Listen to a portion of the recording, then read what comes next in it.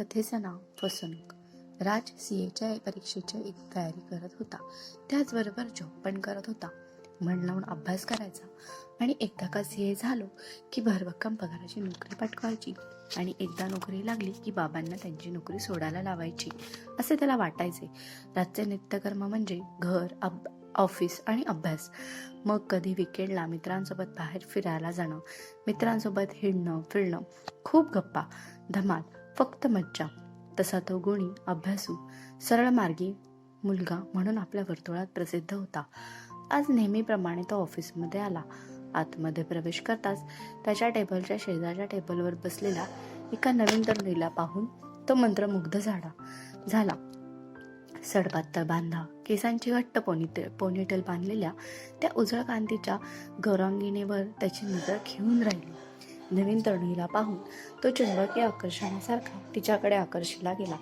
समोरचा तरुण आपल्याकडे एकटक पाहतोय हे लक्षात येतात त्या मुलीने एक मोहक स्मित करत राजवर एक प्रेमळ कटाक्ष टाकला.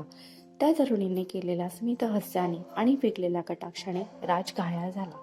गोंधळलेला राजने सुद्धा आपल्या चेहऱ्यावर गोड स्मित आणण्याचा प्रयत्न करत तिला प्रतिसाद दिला. आता हे नित्य नियमाने घडू लागले. कधी एकदा घरून ऑफिसमध्ये पोहोचतो असं राजला वाटू लागलं.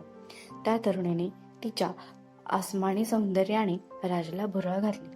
हॅलो, मी नैना. एके संध्याकाळी स्वतःहून पुढाकार घेत ती तरुणी राजची ओळख करायला पुढे आली. तिच्या धीटपणावर राज फिदा झाला. दोघांची ओळख वाढली. ओळखीचे रूपांतर मैत्रीत आणि पुढे मैत्रीचे रूपांतर प्रेमात तो होणारच होते. ते झालेच.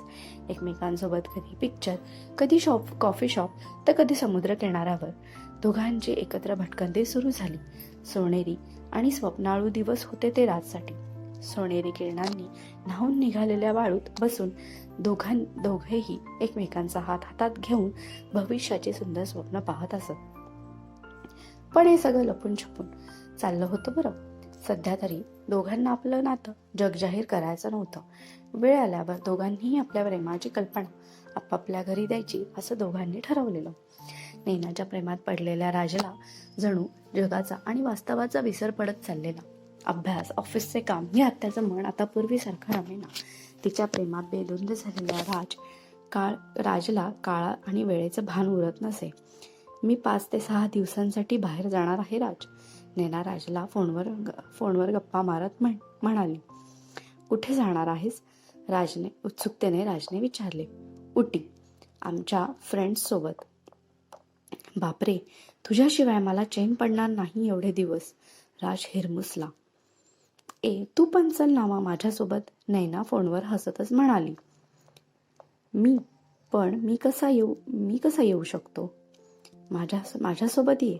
सगळ्यांना तुझ्याबद्दल तसंही माहितीच आहे. नैना अगदी सहजतेने म्हणाली. हो नाही करत राज नैनासोबत जायला तयार झाला. घरी आईवडिलांना कधीही खोटं न बोलणारा राज मित्रांसोबत दिल्ली फिरायला चाललोय असं चक्क खोटं सांगत नैनासोबत उटीला जाण्याची तयारी करू लागला.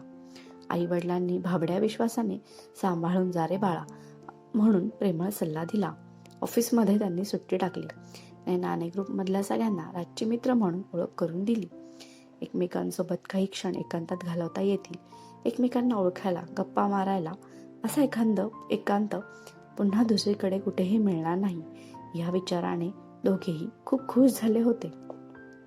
नैना आणि राज हॉटेलच्या एकाच रूममध्ये थांबले. राजला एकाच रूममध्ये दोघांनी लग्नाआधी एकत्र राहणं योग्य वाटत नव्हतं.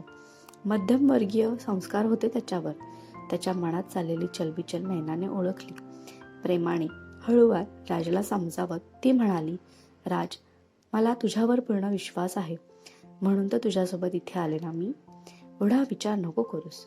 नैनाच्या बोलण्याने राज निर्धास्त झाला. पण ती रात्र अखेर दोघांसाठी वादळी ठरली. त्या रात्री जे घडू नये असं वाटत होतं ते घडलं. दोघांनाही मोहात पाडणारी ती रात्र सरली. दुसऱ्या दिवशी राजला खूप अपराधी वाटत होतं. तो शर्मिंदा झाला होता. नैनाच्या नजरेला नजर देऊ शकत नव्हता. ज्या स्पर्शाचं पावित्र्य आपण जपायला हवं होतं ते आपण गमावलं आहे या गोष्टीची हुरहुर त्याच्या मनाला लागली. नैनाची अवस्था ही राजपेक्षा वेगळी नव्हती. पण आपण दोघेही भविष्यात आपलं नातं लग्नगाठीत बांधणारच आहोत, तर आता जे घडून गेले त्याचा विचार करण्यात काही अर्थ नाही. असा विचार करत एकमेकांना विश्वास देत दोघेही परतीच्या प्रवासाला निघाले. उटीवरून परत आल्यावर राज पूर्णपणे बदलला.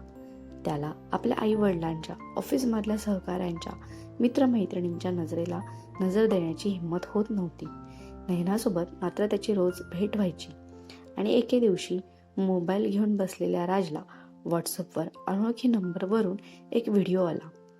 त्याने व्हिडिओ सुरू केला. व्हिडिओ पाहताच राज मुळापासून हादरला. त्याच्या सर्वांगाला घाम सुटला.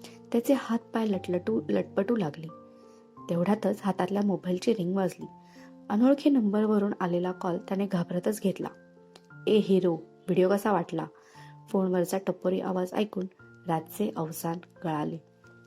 फ्रेंड्स, कथेचा आजचा भाग कसा वाटला मला कमेंट बॉक्समध्ये नक्की सांगा व माझ्या चॅनलला लाईक, शेअर आणि सबस्क्राईब नक्की करा आणि बेल आयकॉनवर क्लिक करा.